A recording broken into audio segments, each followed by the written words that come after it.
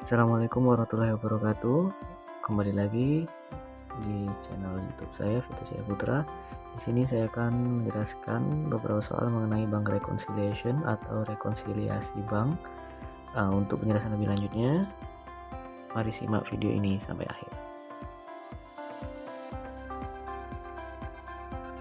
Rekonsiliasi bank merupakan analisis informasi dan jumlah yang menyebabkan saldo kas yang dilaporkan dalam rekening bank berbeda dengan saldo kas dalam buku besar perusahaan. Tujuannya adalah untuk menghasilkan saldo kas yang disesuaikan. Rekonsiliasi bank sendiri dibagi menjadi dua, yaitu bagian bank dan bagian perusahaan. Nah, yang membuat saldo kas berbeda antara perusahaan dan bank, yang pertama pada perusahaan yaitu ada collected by bank, ada bank charge, error, interest revenue, dan not sufficient fund atau NSF. Sedangkan pada bank ada outstanding check, deposit in transit, dan error. Nah, untuk mengetahui lebih lanjut, kita akan menjelaskan beberapa contoh soal mengenai rekonsiliasi bank. Ini ada contoh soal mengenai bank reconciliation. Yang pertama saya bacakan, data berikut ini diperoleh untuk mencocokkan rekening bank milik Karya Ditama.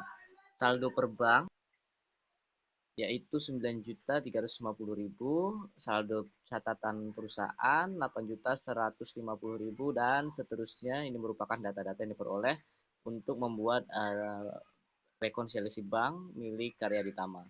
Nah, di sini ada pun perintahnya, yaitu diminta untuk membuat saldo yang disesuaikan dalam rekonsiliasi bank, serta kita harus membuat e-jurnal yang diperlukan untuk Karya Aditama berdasarkan rekonsiliasi bank yang sudah kita buat nantinya. Baik, di sini saya sudah siapkan tabel untuk membuat bank reconciliation dari Karya Aditama. Baik, kita lihat dulu yang pertama, yaitu dikatakannya adalah saldo per bank yaitu 9.350.000. Nah, saldo per bank ini akan dicatat sebagai cash balance per bank statement ini sebagai milik bank. Di sini kita catat sebesar 9.350.000. Baik, ditulis pada cash balance per bank statement yaitu 9.350.000. Nah, lanjut yang kedua yaitu saldo pencatatan perusahaan atau saldo yang dicatat oleh perusahaan yang dicatat sebagai cash balance per book. Nah, ini kita catat sebagai milik perusahaan.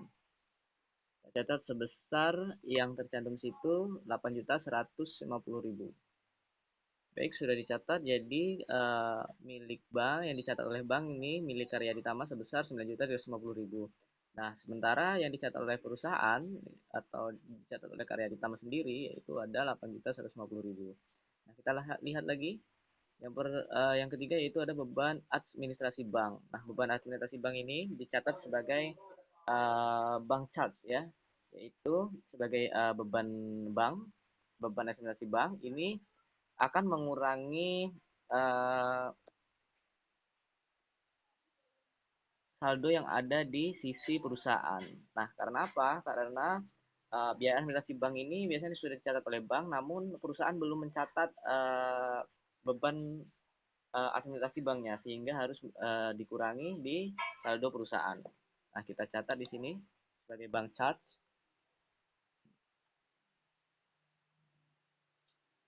Oke, bank charge sebesar 35.000. Oke, sudah dicatat sebagai bank charge 35.000. Sekarang kita lihat lagi untuk yang keempat, setoran yang belum dicatat oleh bank. Nah, setoran yang belum dicatat oleh bank ini biasanya terjadi apabila perusahaan sudah menyetorkan uangnya ke bank, namun oleh bank belum dicatat. Nah, ini nanti akan menambah saldo di sisi bank. Nah, di bank statement ini, saldo yang di bank statement akan bertambah di sini, yaitu dinamakan dengan deposit in transit.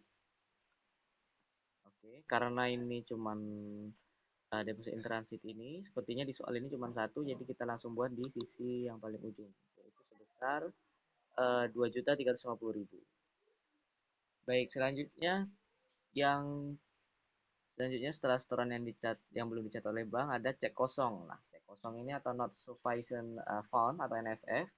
Ini dimana cek yang diterima oleh perusahaan namun tidak bisa dicairkan karena dananya tidak mencukupi. Hal ini nanti akan mengurangi saldo di perusahaan. Nah, jadi kita kurangkan di perusahaan. Di bawah bank chat ini tulis NSF. Nah, NSF kita tulis sebesar yang dituliskan di sini, yaitu Rp1.875.000. Oke, NSF sudah dicatat. Selanjutnya yang terakhir yaitu cek yang belum diuangkan. Nah, cek yang telah dikeluarkan oleh perusahaan namun belum dicairkan, ini akan mengurangi saldo di sisi bank. Ya, ini disebut juga dengan outstanding check. Oke, outstanding check-nya kita tulis 5.100.000. Nah, karena di sini sudah selesai semua data-data yang dibuat, sudah kita masukkan ke tabel bank reconciliation. Sekarang kita kurangkan. Nah, di sini 35.000 ditambah 1.875.000 itu sebesar 1.910.000. Oke, selanjutnya kita jumlahkan yang ini, yang cash balance per bank statement dengan deposit in transit. Kita jumlahkan 9.350, 9.350.000 dengan 2.350.000. Nah, ini jumlahnya 11.700.000. Nah, kita kurangkan dengan yang outstanding check. Ini untuk di cash balance per bank ya. Itu sebesar 5.100.000. Jadi nanti hasilnya adalah 6.600.000. Jadi didapatlah adjusted cash balance per banknya itu 6.600.000. Nah, baik, selanjutnya yang ini kita buat 8.150.000. Kita langsung kurangkan dengan yang di sini karena ini tadi kita sudah jumlahkan, karena di sini juga yang untuk ditambah di sisi saldo perusahaan ini tidak ada, jadi langsung kita kurangkan dengan 1.910.000. Jadi ini hasilnya sama dengan yang di atas, yaitu 6.600.000 rupiah. Baik, ini sudah balance untuk bank reconciliation. Jadi seperti ini contoh untuk soal bank reconciliation milik Karya Ditama. Nah, ini sudah sama, jadi membuatnya seperti ini. Sekarang kita akan membuat ayat jurnalnya. Untuk ayat jurnal kita hanya membuat di sisi perusahaan saja. Nah, di sisi perusahaan yang ditambah di sisi perusahaan yang tidak ada, adanya yang dikurangi di sisi saldo perusahaan. Jadi itu ada bank chart. Itu dicatat sebagai beban lain-lain ya, atau beban macam-macam. Itu ada, kita tulis di situ, tulis saja miscellaneous.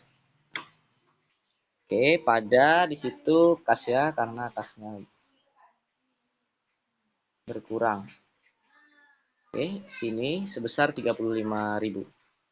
Oke, sudah kita buat bebannya 35.000 dan case-nya juga 35.000. Selanjutnya kita akan buat juga yang untuk not sufficient form atau cek kosong. Nah, ini kita buat jurnalnya, yaitu account receivable pada cash. Oke, ini sebesar 1.000.000. Maaf saya. 1.875.000.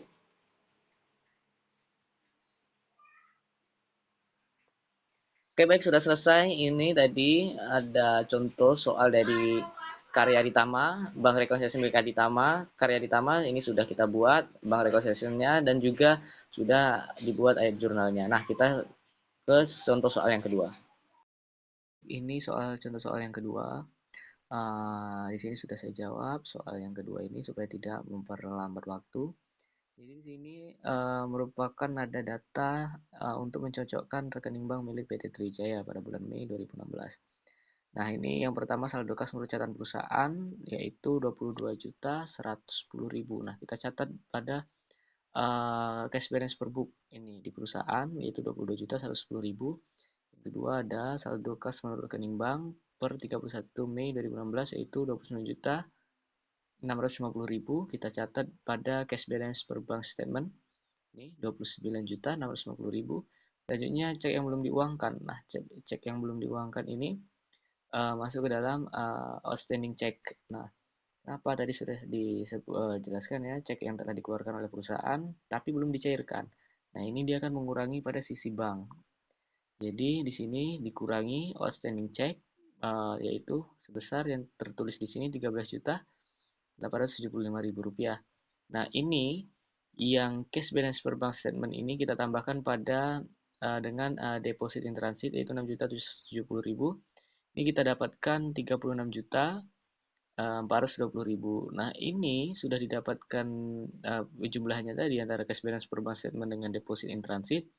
Lalu kita kurangkan dengan outstanding check yaitu 13.875.000 rupiah. Jadi dapatnya ini adjusted cash balance per bank Rp22.545.000. Tapi sebelum mencari ini, Anda semua harus mencari dulu semua data-data di sini ya. Jadi kita harus cari dulu, kita masukkan dulu data-data yang di sini ke dalam bank reconciliation, baru nanti dijumlahkan seperti ini. Nah, tadi baru cek yang belum diuangkan ya. Sekarang ada setoran yang belum dicatat oleh bank. Nah, ini ketika perusahaan menyetorkan uang ke bank namun belum dicatat. Nah, ini tadi masuk ke deposit in transit. Nah, karena deposit in transitnya sudah kita catat di sini, baru tadi kayak tadi ini dijumlahkan antara cash balance per bank statement dengan deposit in transit, lalu dikurangkan dengan outstanding check. Nah, selanjutnya yang data nomor 4 itu ada yang nomor 5 ya.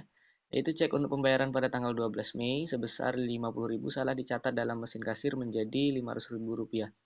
Nah, ini dicatat sebagai error ya atau kesalahan pencatatan.